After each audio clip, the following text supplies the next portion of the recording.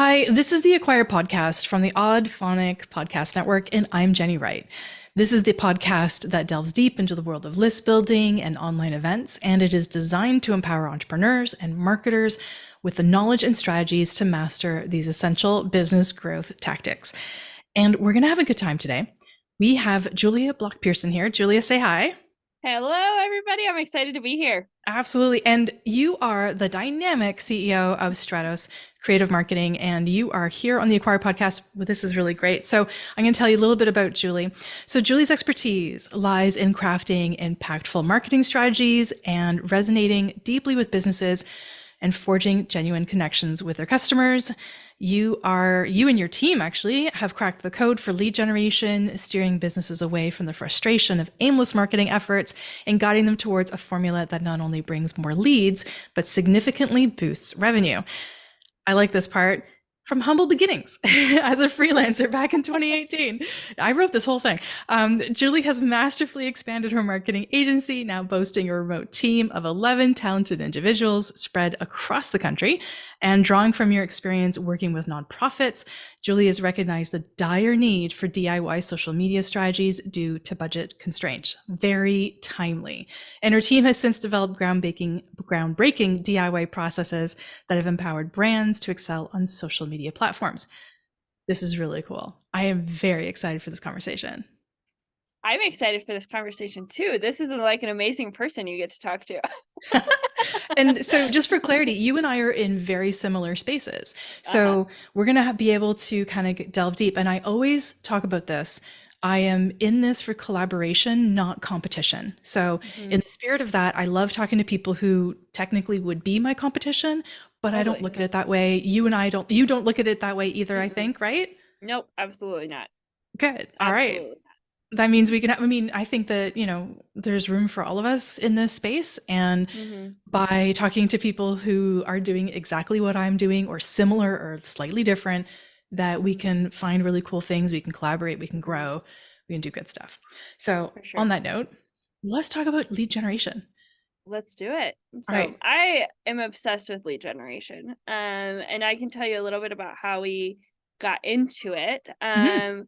Because originally, like you said, I was a freelancer. I started like doing social media and I loved doing it, but I started realizing that um my clients were not getting the wins they wanted or expected with organic alone. Some of them just wanted proof of life, and I am all for that. Like, let's just like show that like your business is still alive on social media, especially because more and more, especially younger generations, are using social in the same way they might Google things. And so if Yeah. you don't show up, then people it posits questions as to whether the business is still alive. Mhm.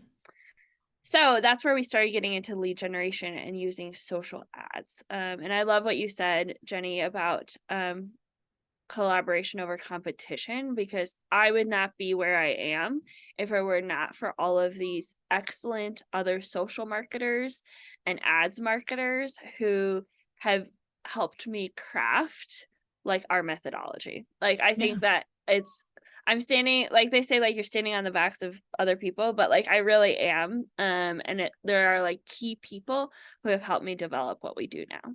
Mhm. Absolutely. I've been doing this since what, 2011? No, 2012, pardon me. I've been doing this since 2012 and couldn't get to where I am now without sort of like one of my friends called it, not her board of directors, what did she call it? Her board of advisors, I love it. right? So she has this board of advisors. She puts a lot of stuff in front of them. She says, "Thank you for being patient with me while I figure this stuff out." And it helps you grow. Like I have my own little mini board of advisors. My partner is at the top of that list. A good friend of mine, Katie Brinkley, she's a social media strategist. She's been essential. And then there's a whole bunch of other people Totally. in there as well. It's essential, I think. And to get further into sort of this lead generation piece, I love it too. I'm like obsessed with Uh-huh. lead gen, email marketing, how we get there, all the different things. And what I love is that every year somebody's like, brand new way to lead gen. I'm like, you're lying. It's not brand new. It's exactly Right. the same. You just painted it a different color. What do you think Uh-huh. about when people come out and say, oh, there's this brand new way of lead gen or this brand new way of acquiring new leads? So I think when people say that, it is clickbait. Like that Total. is like, so for everybody listening, like when people tell you there's a brand new thing, it generally is because if you hear like, oh, it's brand new, I have to have like the brand new. And so FOMO. I get why they do it. But I agree with you. I would prefer, we use a lot more messaging of like tried and true or tested, like things Mhm. like that, because brand new might be great. And even if it was new, that might be great. Like it might be a great new lead generation like avenue, but I want something that works. I don't care if it's new or if it's old, like quite frankly. Same. um and I think that there are like tried and tested like ways to generate leads, whether it's through social, through networking, like there's so many different ways. But like why reinvent the wheel with something that is uncertain when we have something that we know that works? It So just feels like people are considering that they have like a short attention span, or the worry is we always have to have something new, fresh, totally. brash. Hmm. And, you know, at the base of all of these different types of like brand new marketing or brand new lead gen, Hmm. there's still the basis, or there's still the thing that all of our lead gens are based off of, right? Like you said, like it's, you know, lead magnets, they're not going anywhere, right? Hmm. Hmm. Online events, Also people have not. always said summits are dead. No, they're not. Are you kidding me? Right. No. Hmm. Email marketing is no longer email marketing is going nowhere. Like No, I mean, nowhere. like at least in this, like in the States, we just went through Black Friday, Cyber Monday, and like, um, we, I cannot tell you, like, I didn't look at my email, and the next morning I had 140 emails from just Right? random people, and I also unsubscribed from half of them, Yep. but it is not dead. No, It's it's not not dead. dead. And on the Black Friday, and when I mean, at the time we're recording this, it is right after that time. Right. Hmm. And, you know, Black Friday and Cyber Monday, I don't participate in them anymore. I Hmm. look for really good deals all year round. No Hmm. shade to people who do Black Friday or Cyber Monday. If you did them, have at it. Totally. Yeah. I find it, I'm a Canadian, I find it very overwhelming Oh, to totally. have it. We only have had Black Friday and Cyber Monday in Canada for a shorter period of time than you guys Hmm. have. And so I personally just don't, like, I find it overwhelming to get 6 emails in one day from one person. Totally, I totally agree. Yeah. So, So we do go ahead. like a Black Friday, Cyber Monday light version, but I Yeah. also have like really been thinking about what does it mean to live life at ease? And I think that's Mhm. without digital clutter. And so, um, and guys, like I am like a social media strategist. I like help people with email marketing, but I also am like, how do we live like our best lives personally? And I think that subscribing to the emails that you find valuable is like where it's at. Because I I did buy a few things, but they were all from small businesses that I am like, "Oh, I've always loved this." Or it Yes. was something that I have been thinking about for 6 months, and I was Yes. like, "I'm not in a hurry to buy it. Let me see what they come out with on Black Friday." And Mhm. so, things like that. I think that's like a healthier way to consume, like, rather Mhm. than just, like, pressing buttons, like, the day of. Yeah, I'm the same. I'm literally the same as you in terms of that. There was something I wanted to buy for my partner, Mhm. and when I was at the store a couple of weeks ago, I was going to go buy it, and the person at the cash register said, "If you wait 2 weeks, we have a Black Friday sale, and you can save like 25%." I'm like, "Please put this back on the shelf." I will do that, and I did, but I knew I was going to buy. It was something I knew I was going to buy, Mhm. right? For sure. So I Mhm. don't have the I didn't have the whole like crazy, you got to look for deals. Now, I know people who do it. One of my best Oh, yeah. friends does it.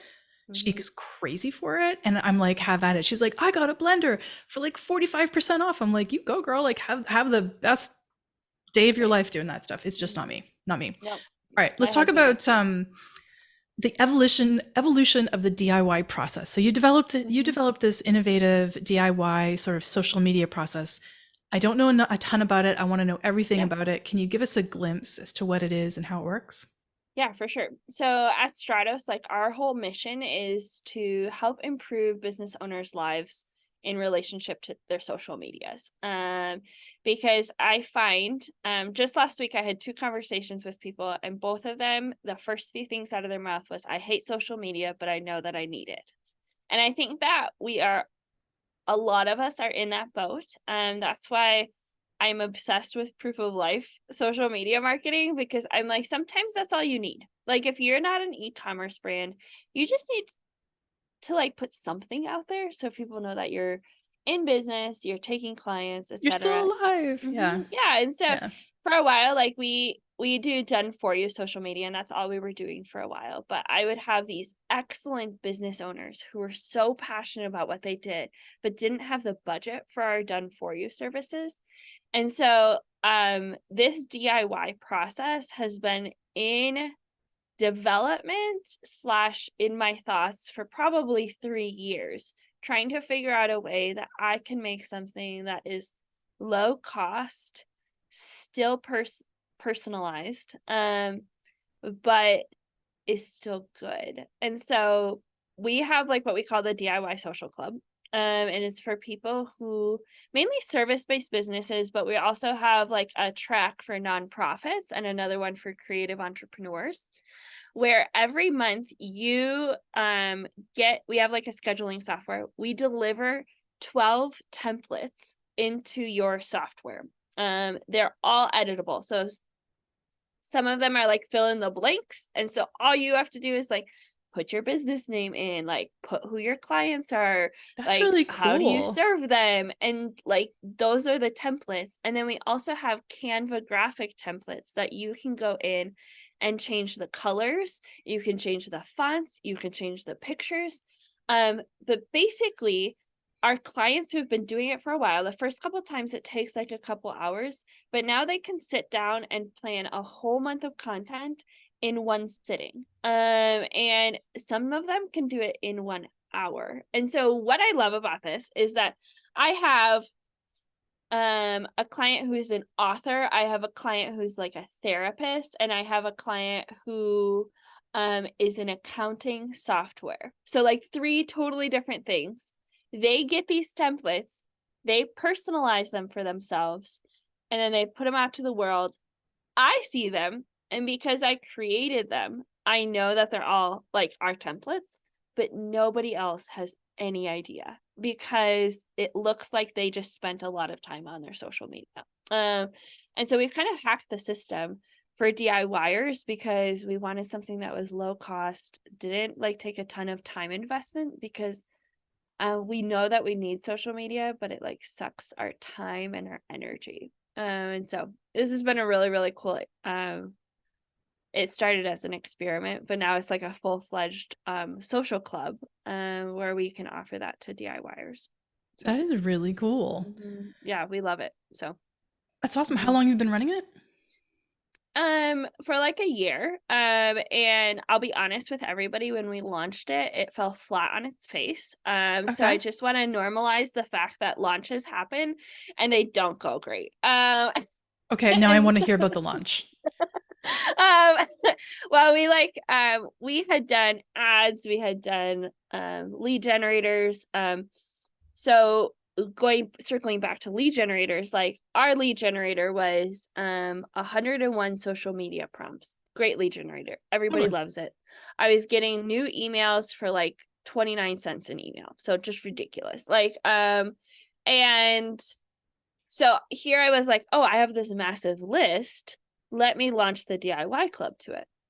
Here's the thing though, and this is what we discovered, is people who want social media prompts are usually because they are true DIYers and they want to make it from scratch, or they are people who are considering doing social media, but it is harder to take somebody from doing nothing to doing something than to take like clients who were scraping by with their social media and offering them a better product.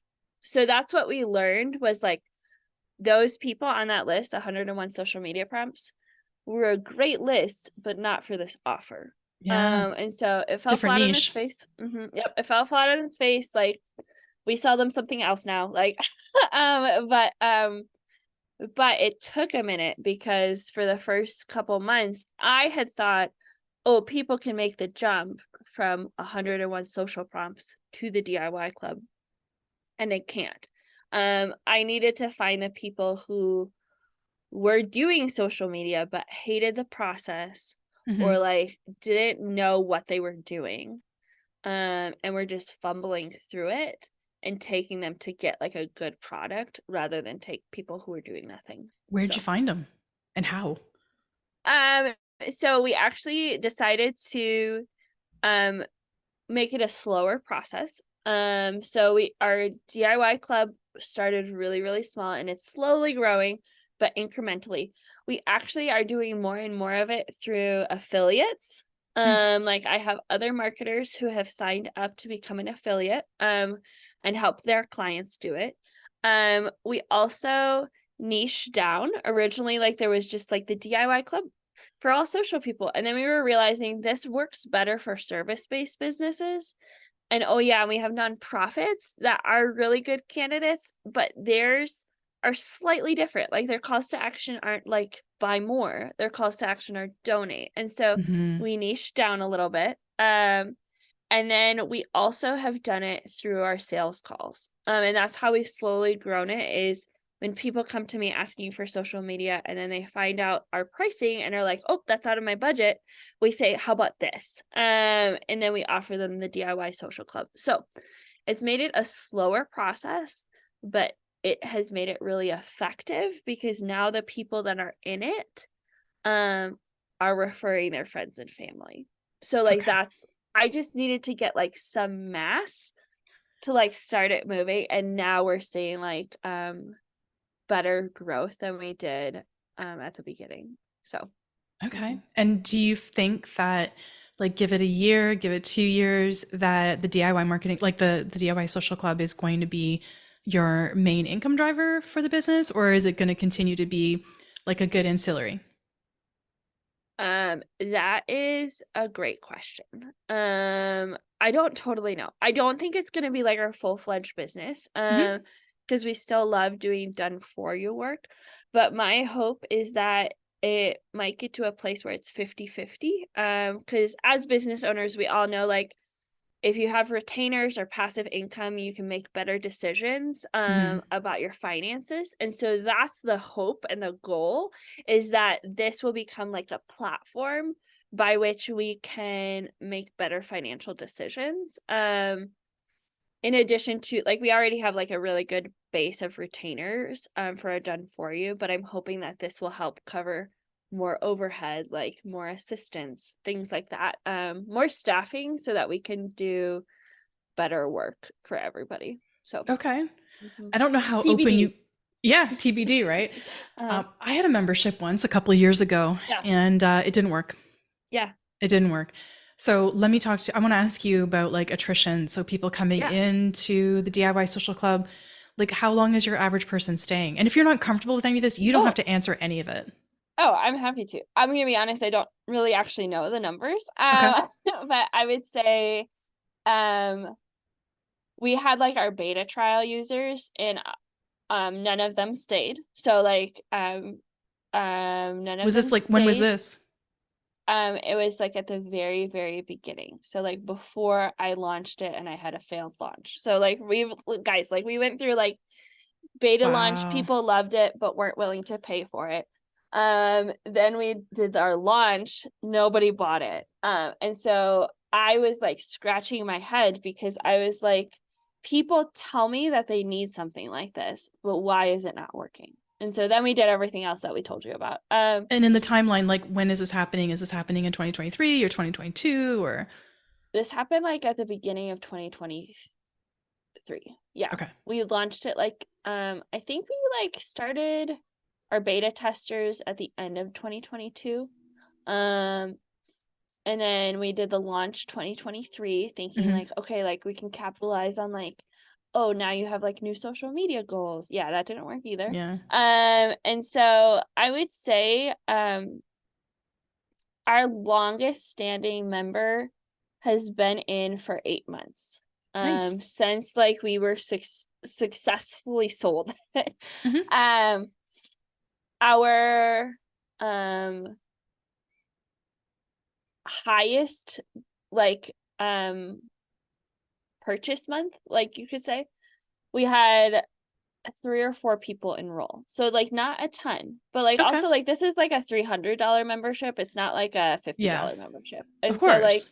um so but what's nice about that is that we've been able to figure out the kinks as we've gone. And our members are getting like more personalized attention right now while we do that. And so they've entered all at like a really great time. So I would say if I was to average like our beta testers and all these people, I would probably say like 3 months and climbing. Mainly Good. because we have a couple people who've been in there for 6 to 8 months at this point. And they're helping up our average. So Yeah. Well, and thanks for answering those questions and being yeah. so transparent. I mean, a $300 a month membership is up there, Mm-hmm. but I mean, I'm on your sales page. Yeah. There's a lot of value built in, and if you Mm-hmm. know, based on how much it costs to hire a social media manager who's got the full Mm-hmm. team, who's going to do the full implementation, right? That's a Mm-hmm. really good cost savings if you don't want that.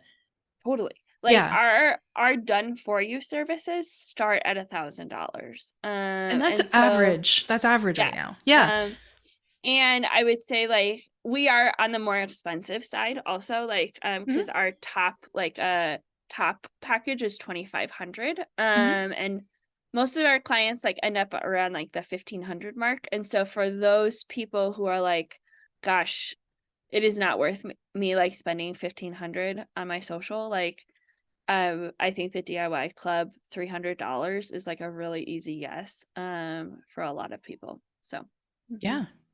What are you going to do to grow? That's a great question. So right now, we in 2024, we are revamping our own lead generators because I'm like, there has to be a lead generator, a lead magnet that gets me closer to the purchaser than like my 101 social media prompts. Yeah, you need So to we're reduce that gap. right. So we're working on reducing the gap. Like, what does it take for somebody to download a freebie and then say yes? And so I'm working on that. We're also working on creating operationally like the systems, like how do we do it faster, better, easier Yep. for like my staff, Cost less because money, do all that kind of then it thing. costs less money, then I make more money, and so on it, which then means we can invest more, et cetera, et cetera. Most of us are business owners, so we get it. Yeah. But I think that that's kind of our goals for 2024. In the future, I would love to have like 10 different tracks that were like, because right now we have the service-based businesses, we have creative entrepreneurs, and we have nonprofits. I would love to have something like healthcare specialists where chiropractors and physical therapists could be served. Maybe like automotive specialists where like I would love to have more tracks to be able to Hmm. serve more people. My business coach is like niche down, and I'm like, how about I just have like a lot of little ones, like a lot of little niches. Oh, that hurts me a little bit. I get it. And so like everybody falls different places for niching. Yeah. And so that's where I personally struggle because my own personality loves helping as many people as possible. And so it's hard for me to say no. I get it. I And totally get it. so But yeah. I mean, I'm gonna sing alongside your business coach for a second because I think you have to perfect what you're doing Mhm. in this one space and crack the nut or crack the code Mhm. or whatever euphemism you Mhm. want to use. And then it makes getting into those different tracks so much easier. It creates like For you're creating sure. those different verticals.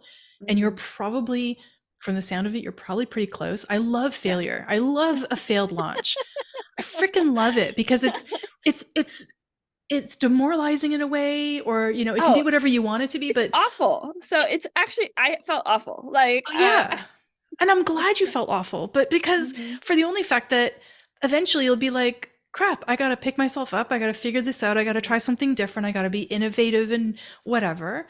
And Mhm. it's this, I mean, not to be, you know, clickbaity or anything like that, or just be, saying something for the sake of saying it. But as business owners, we thrive or survive from the resilience, right?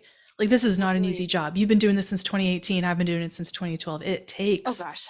It takes some gumption, A lot of right? grit. Yeah, for And a lot of sure. grit. So Mhm. even though you failed and it sucked and it probably kicked you back a couple feet, right? And you're like, what the Yeah. hell am I doing? And you probably went to your partner or your husband and you're like, what the Oh yeah. frack? But Oh yeah, for sure. yeah, but look at you, look at what you're doing now, right? So you're being For sure. inventive and all those kinds of things. No, That's why I love I failure. agree. And I think I agree with you. Like when I think like that going back to the niching, I do think that you are right. I will say this, and my so is my business coach. I those tracks I don't think will happen for a while because I'm like, we gotta actually make money before I make new things. And But isn't it the so fun part? Like, I want to make all the new things. I know, Yeah. and that's like I think also like I think the grit is what it takes like an entrepreneur to survive. I also think the innovation, the new ideas, like we are built to create things. I was at a seminar recently and they talked about the three crucial people to grow like a business into like a corporation eventually was a operations person who can work out systems, things like that.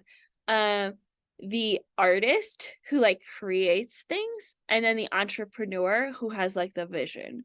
And I can't decide if I'm like more in the artist camp or more in the entrepreneur because I am like, I have the vision as the entrepreneur, but I also love coming up with products and services. And so it was like a really interesting question to posit myself. I know that I have no operational bone in me, which is why we have like an operations expert on our team.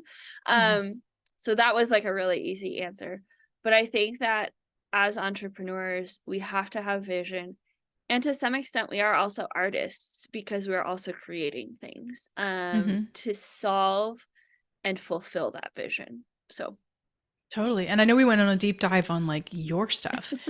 I kind of want to like pull it into a different yeah. direction for a second. And thank you for, again for being Yeah. so Oh, of transparent. course. Anytime. So you have a lot of storytelling sort of impact in the things Mhm, that you've done, right? So mhm, when you were a solo freelancer and now you've got your team, right? Tell me about the power of storytelling, how it can make such a massive difference, right? So you're talking about doing social media with intent so that you're not mhm, spending all of your life on it. How does storytelling sort of play into that? Can it help you create that balance of not having to be on it all the time? for sure. I think it does. One of my favorite authors is a good friend of mine. Her name is Susan Payton. She writes the book The Business of Stories. And she has just done a phenomenal job of like helping people tell their stories. I think that um for me personally, I use this phrase a lot. We are humans first and workers second. And so I have all of these like human stories happening. I also have all of these working stories. And I think that when people come along for the ride, they're enraptured by both of those stories. And so I can tell you the story of how I started Stratos after being sexually harassed and not having a CEO believe me and a bunch of other people. And so that's why I set off on my own. That will probably speak to people in a room of who have also been disrespected and um, decided to take their own journey into their own hands. I can also tell you like the story of how my daughter was in the NICU for the first 3 months of her life. The NICU is the neo intensive care unit. And during that time, we were we lost a bunch of clients, and so my husband and I were paying for our payroll out of our own pocket because we had too many life priorities happening all at once. And when I tell that story, and there are business owners who have also gone through either children with health crises or their own health crises, or simply have had to navigate things because of resilience, like it also is like a connecting point. And so I think that when we tell those stories, we attract people who are like us or have the same values as us, and those are the kind of people that I want to work with. The people who I don't want to work with are the people who um are so oriented around business that they've elevated business and work above being human, and there's no grace for the fact that we are being human. So I think that that's how stories like connect with each other, like help us connect with each other, but then also have helped me grow my business, because so many of our clients have been through so many of those things that now they are like, oh yeah, we know that like when we pay Julia, we pay Stratos, like it goes to pay for XYZ that like is she's passionate about, or things like that. And so people get to see where their money goes. They get to see that they're supporting people that they love. And I think that um in that regard, storytelling can really connect you with like the people who value the same things you do. So Absolutely. It's very powerful too. mhm. Yeah, for sure. I think so. And especially because I think we live in a culture where work has been elevated more than anything. Hmm.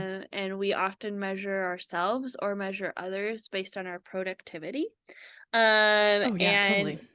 um and even myself, like full honesty, like when I spend the day with my daughter who's 18 months old, or almost 2 years old, um I have a hard time counting that as productivity, like, because it is not work per se. It is a lot of work. Oh, it All is moms, capital but WORK. Hello. it is, Yeah. but it is not like what we've considered traditional Yeah. work. And Yeah. so I think that in my mind, I feel like a less productive person. And so I think that when we can start sharing these stories about how we're human and the things that are important to us, it Yeah. gives other people the permission to do the same thing. And it switches that switches the priorities on its head, where suddenly us being people is more important than like us being productive. So, Yeah. I see a lot of that happening on TikTok, mhm, right? So you see yeah, people banding together because, they're going through the same thing. And then other people in the comments are like, totally. yeah, me too, right? There's a Mhm, lot of that. And I think that does create a lot mhm, of, what is it? What's the right word? Not followership, loyalty. yeah, It can mhm, create some loyalty, either brand loyalty, personal loyalty for the person, that's having mhm, gone through the thing. And it does add a lot of context, right? So I think mhm, I love storytelling. I used to be incredibly afraid of it. mhm. Really? Tell me more about Absolutely. that. I did not want, I thought the business was the business and I just Mhm, was the person behind it. yeah, Nobody needed to know the stories. But I mhm, mean, when I have opened up and I have talked about how I became an entrepreneur, and mhm, I was corporately bullied mhm, yeah, in a previous job, not the one that right before I left, but one previous to that, and it had an impactful mhm, sort of thing. And then I had a terrible botched uh, surgery thing that mhm, even caused more trauma. yeah, I was not able to work in a corporate environment anymore. mhm, So, yeah, like, but when you talk to people about that, then you have people who are like, "Oh my gosh, okay, yeah, like, yeah, me too," or I know I yeah, didn't fit in either, and things like that. mhm. And then you kind of find your people. Yeah, totally. Well, and yes, I love that, and I think that those are incredible stories. And I'm sorry like those things happened to you. That really sucks. And it also like brought you to where you are right now. And I think that that's if we're gonna call something a silver lining, that's what it is. But I think that Yeah, it can feel so intimidating to tell stories. And I want to encourage listeners, you don't have to start with like the hardest stuff. Like you no, don't have to start there. One of the people don't think of this as a story, but it is. So if you go to our website and you go to our about page and you scroll all the way down, we have like literally every pet that any of my staff owns is on that page. And at first I was like, this is dumb. This is silly. Like, we don't need this. But I can't tell you how many sales calls I've been on, and people are like, oh my gosh, I love your pets. And I'm such a dog person. That is like a story. Me being like a dog person is a story that is connecting with somebody else. I don't Oh have to my tell God, I'm looking anybody. at it. I'm looking at it. It's your Uh, bonus team members, Lucy and yeah. Sushi and Moses and Arwen. Oh my Yes. God, that's so And cute. so instantly that helps connect me with people who love pets.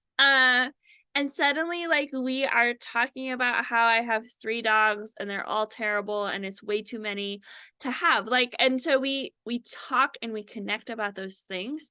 That is not corporate bullying story. It's not like a surgery story. It's not a NICU story. It's not like a sexual harassment story. Like, you don't have to start with like the most painful parts.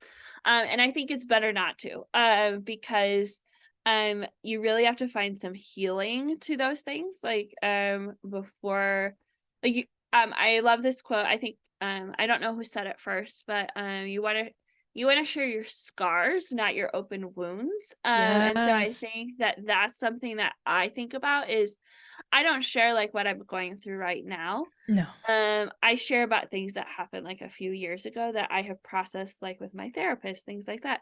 And so if you are like intimidated by storytelling, start by talking about your pets, or your favorite coffee drink, or something that doesn't feel emotionally invasive but Mhm. is going to connect with other people, because chances are you'll also meet other pet people, or you'll also meet people who love like the same chai latte that you love, like whatever it is. There are people that when you start telling these little stories, like saying a fact, like I love chai lattes doesn't feel like a story, but it is like a story in itself, or it is like the beginning of a story that people can ask you about. Like, tell me why. What's your favorite one? Like, Absolutely. where do you love to go? Things like that. And so I think that that's where storytelling doesn't have to be intimidating at the beginning. It is intimidating. And like, but I think that like you were saying, like it takes a while to figure out what stories you want to share and which ones you want to hold sacred to like yourself too. Hmm. Completely Mhm. agree. Oh my gosh, that's got me thinking about when I started doing some storytelling. I started with a post about spoons. Okay, you got to tell me more about that. I collect wooden Okay, spoons, wooden spoons. wooden Ooh, spoons for tell me. left-handed people. Ooh, that is like that. If we're talking about niching, that's like a niche in itself. Like, Yep. And I have, so I posted years ago on Facebook, I posted because I Mhm. was like freaked out about trying to do storytelling. And I'm like, okay, I bake because I love to bake. And the story Yeah, behind that is my grandfather taught me how to bake. And he cool. was a very important figure. And then I have Uh-huh. these spoons and they're Yeah. left-handed spoons. I started collecting them. They were gifts, some of them. And then I started collecting them because they're cool. They're very like they're artistic. The person who made them spent a lot of time on them. Uh-huh. They look cool in the kitchen, like in a Yeah. holder and everything. And Uh-huh. I love them. That's And awesome. over the years, everybody's like, wooden spoons are bad for your food. Meanwhile, they're the actual like wooden spoons, apparently, and I'm happy to be wrong, but apparently don't hold the bacteria if you take care of them really, really well. Okay, I believe So, that. Mhm. anyways, long story short, I did a post about spoons. It went nuts. It Yeah. was the most viral thing I had done at that point, That's and everybody awesome. and people started posting their thing, and it was cool. So Mhm. yeah, I think you got to start Well, with something that feels good.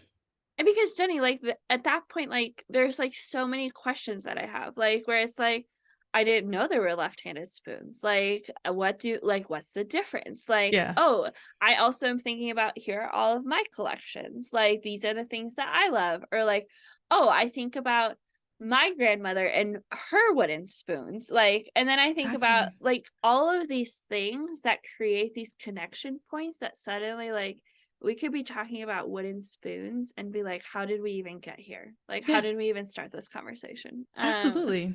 Absolutely. I love that. I love that. Okay. So I'm going to put our team, the extras, your bonus team, in the show notes because I think people need to see this. We got to give Wally and Beans and Max Yeah. Greta some screen time on this. So in the show notes for this episode, I'll make sure to include the Perfect. link. But Awesome. let everybody know where they can find you, connect with you, get to know you better, and also what Yeah. Stratos does. Yeah, so Stratos again, like our goal is to help business owners improve their relationships with social media, whether you're DIYing or whether you just don't even want to think about it and want somebody else to do it for you. So you can find us at stratoscreativemarketing.com. Stratos is Stratos. It is confusing because everybody says it differently. I didn't think about that when I picked the name. And then we spend most of our time on Instagram at Stratos Creative. And if you want to come and find me and connect with me, I'm on Instagram at Julia Block Pearson. I post funny things about my kid, and that's where I practice like my own personal storytelling to figure out, okay, like what do I want to share and like what am I going to share and then delete later because that was too vulnerable. So Oh my God. Yeah, I've done that. I've done a reel and gone, nope, nope, that's not staying yep. up. Yeah. Delete, make it So hidden, get rid of it. Yep, done that. Oh yep. my gosh. Awesome. We will make sure that all that's there. I'm actually going to include the book. While we were talking, I actually looked up Susan Payton, The Business of Yeah, Stories. So she's I'm going to include amazing. the link to that as well because I love collecting lists of books that other people love. She's so good. She and I have been in a certification program together and we Hmm. came in together. So I've known her since like before she like wrote this book, and her methodology, like when I read this book, I read it in like 2 or 3 days because I was like, this is genius. And she Yeah. walks you through like how to tell your personal stories, how to tell them in relationship to your business, how to tell your business's story, how to tell your customer's story, like all of these stories that we should be telling you. She makes it super, super practical. That's So so cool. Yeah, I'll get that in there. We'll have all of your social links as well. awesome. Thank you Awesome. so much, Julia. This has been fantastic and fun, Love it. and gone on longer than I probably thought it would, but I love every minute. So I really appreciate Same. it. Thank you so much. Of course, Jenny. Thank you. Absolutely. And this is the Acquire Podcast, produced and edited by Jason Wheeler. If you found today's episode to be helpful, please don't forget to subscribe. I'd love if you'd let me know what you think. Think about leaving a review, and wherever you listen to podcasts, it's totally fine. And if you want to be part of my growing community, please consider following me on my social platforms. I'm always on Instagram, and joining my Facebook group as well. And I'll put that link in the show notes. And I'm really excited to keep delivering great content with this, this podcast and everything else that I'm doing. And as always, the Acquire Podcast is brought to you by the Oddphonic Podcast Network. Thank you so much.